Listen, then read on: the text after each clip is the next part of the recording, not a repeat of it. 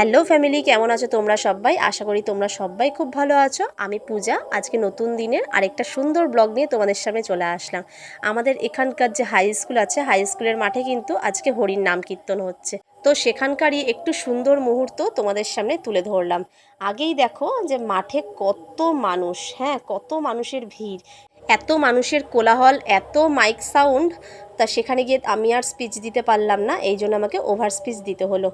আগেই তোমাদেরকে একটা কথা জানাই, আজকে কিন্তু এই ভিডিওটা তোমাদের সাথে শেয়ার করার মানেই কিন্তু যে হরিনাম হচ্ছে, সেখানে একজন পুরুষ এত সুন্দর নৃত্য করে হরির নাম কীর্তন করছে, দেখতে ভীষণ ভালো লাগছিল। দেখো, সংসারের টান তো আমাদের সারা জীবন থেকেই যাবে, তবুও না মাঝে মাঝে মনে হয় যে সংসার জীবন থেকে একটু বাইরে বেরিয়ে হয়তো ঠাকুরের নাম কীর্তন শুনি, তাহলে মনটাও ভালো লাগবে।